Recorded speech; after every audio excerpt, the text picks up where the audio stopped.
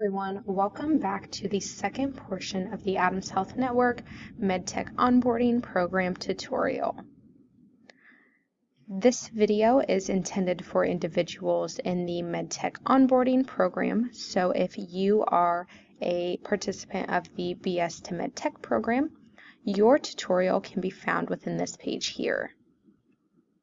In this portion of the tutorial, I am going to discuss the program overview and description for the MedTech Onboarding Program, as well as show you how to access a module and view the requirements needed to complete each module.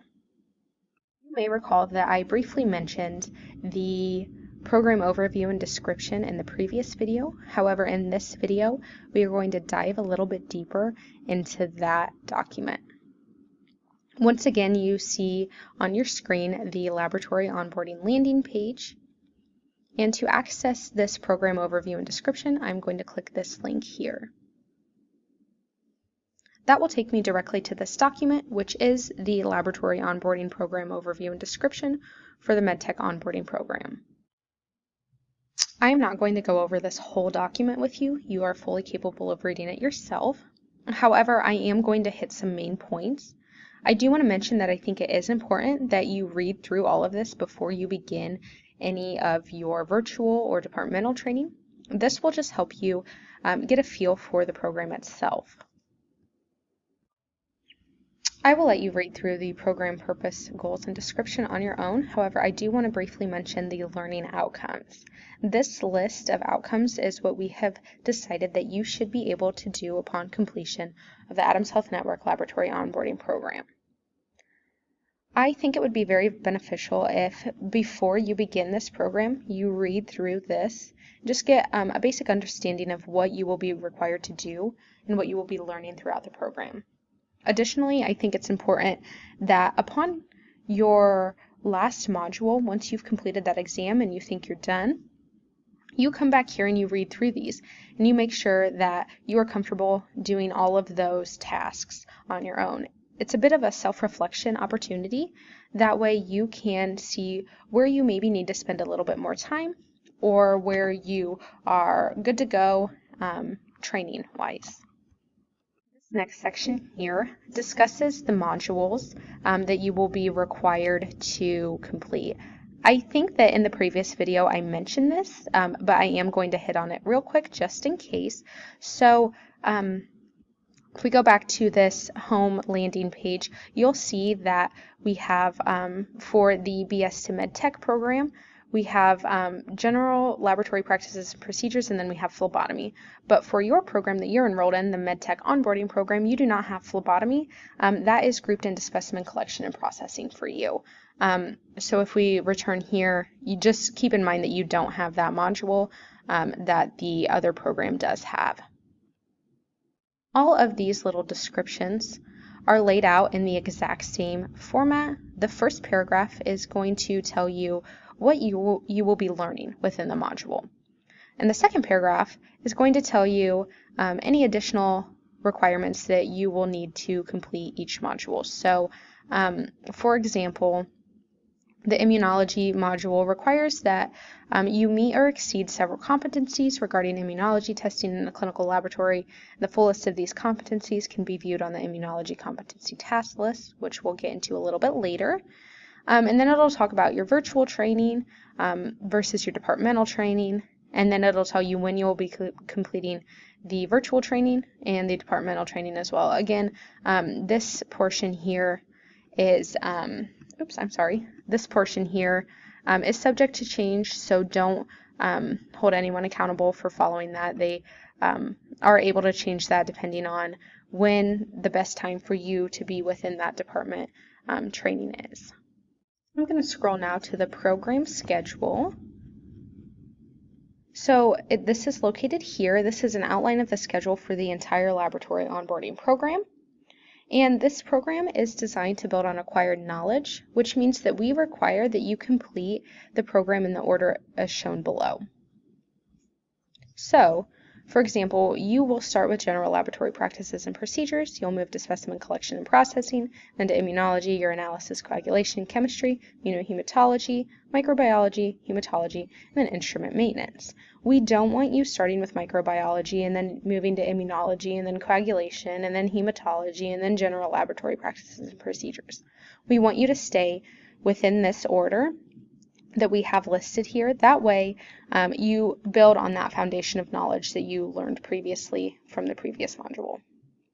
Additionally, we propose a recommended schedule, and we propose recommended lengths of time that you should spend within each module. So, for example, the general laboratory practices and procedures should only take you about 2 days, and this includes getting familiar with the SharePoint site, Media Lab, etc. It doesn't have to take you 2 days. If it only takes you 1 day, or it takes you 3 days, that's completely fine. We usually don't recommend you taking about 4 days with this. 2 days is our recommended time. Please note that the laboratory managers and the medical technologists who will be training you reserve the right to vary the recommended length of time depending on your comprehension and competency in each area. It's important to note down here that upon completion of the phlebotomy and specimen collection and processing modules, which your phlebotomy module is located within the specimen collection and processing module, you are required to complete 5 blood draws per week throughout the remainder of the program. So after you complete this module here, you will have to complete 5 blood draws per week for the remainder of the program. Additionally, you are required to spend half a day per week in a competent department throughout the remainder of the program once you have completed a module. So for example, if you are competent in chemistry, you'll have to spend half of a day in either coagulation, urinalysis, immunology, or specimen collection and processing. General laboratory practices and procedures does not count as a competent department. Keep in mind that if you are in the chemistry department, you are competent in the areas above this. Anything below, you are not competent in. So if you're in the chemistry department, you will not be competent in microbiology until 2 weeks later. I have created a daily activity log that is required for you to complete throughout the entire program. This daily activity log is as much for you as it is for us. So for you, this will help you remain focused and productive while you're in the program. Additionally, it will help you just jot down some thoughts about what you still need to work on training-wise, what you still need to encounter, and it will also help you keep track of these additional requirements that are outside the typical module obligations. This daily activity log can be found This daily activity log can be found here. It's the same for you as it is for the individuals who are in the BS to MedTech program. So you would just click on this link here and it will take you to this document here. This is an example of a daily activity log for the first week. You will write down what module you're in, the learning that you completed. You can give a brief description, and then you'll write down what department you have trained in. You'll write down a brief description of any tasks that you were required to do and any troubleshooting encounters that you interacted with. If you did not interact with anything that required you to do some troubleshooting, you can just write an A there. If we continue a little bit, here we're on week 4 now, and this has changed a little bit. The format has changed. These stay the same, so you'll still tell me what module you're in. You'll tell me what learning you've completed. You'll tell me what department you trained in, a brief description of the tasks, any troubleshootings that you encounter. Then over here we have 2 additional columns. This is where you'll write down how many draws you did, the number of draws you did for the day. And you can also write down what time you spent in a competent department. So for example, if I on Monday did 2 draws, a draw on Tuesday, 0 on Wednesday, 2 on Thursday, 0 on Friday, I have met my requirement for 5 draws per week. I'll also jot down let's say in Tuesday I spent half of a day in the specimen collection and processing department. I would just jot that down here. Keep in mind that you only have to spend half of a day in one competent department. So it's not like you have to spend a half of a day every day in a different competent department. It is just half of a day per week in one competent department. So that is just a brief description of the daily activity log. If I click back to this document here, you can read some more about it there. I'm going to scroll down now to the Media Lab Compliance and CE section. I am going to skip over this for now. I will discuss it with you more in depth when we go over the Media Lab tutorial and the Media Lab tutorial videos. Now I want to discuss with you the exams and competency tasks list. So we have to ensure that you are acquiring and correctly applying the knowledge you've learned throughout your virtual and departmental trainings during this laboratory onboarding program. So we require you to complete module exams and competency task lists. A great way to think about this is exams are going to focus on what you learned during your virtual training, while competency task lists are more of testing procedures that you will learn during your departmental training. Your exams will focus solely on the laboratory policies and procedures.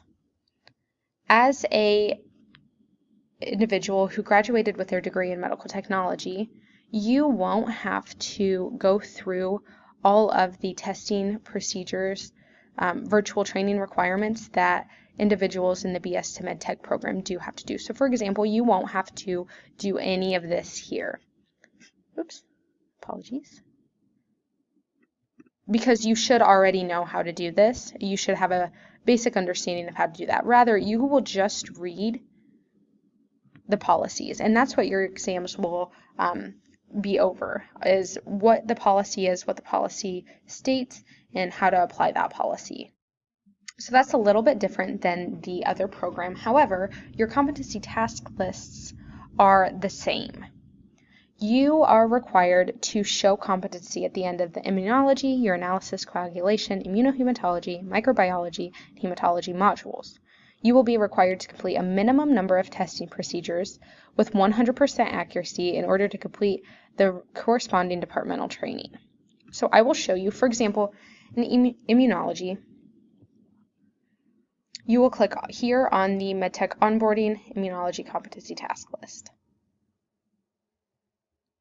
And here we'll tell you exactly what you're supposed to do. So you'll write your name, your supervisor will write your name, and then you're required to complete 4 infectious mono tests with 100% accuracy. The individual who is training you will either jot down that you did not meet the criteria or you did meet the criteria, and then they'll put their initial. You'll have to sign and date it, as well as your supervisor or the individual training you. Keep in mind that the laboratory managers and the individuals who are training you have the right to reserve these numbers here. So these are not set in stone. This is just a general suggestion. They are able to change those if necessary.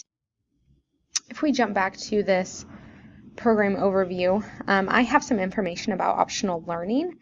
You can read through that on your own time, but we do jump a little bit more in depth about that in one of the Media Lab tutorials. So just keep that in mind. You can read through that on your own. I think that this is a great place to stop for this video.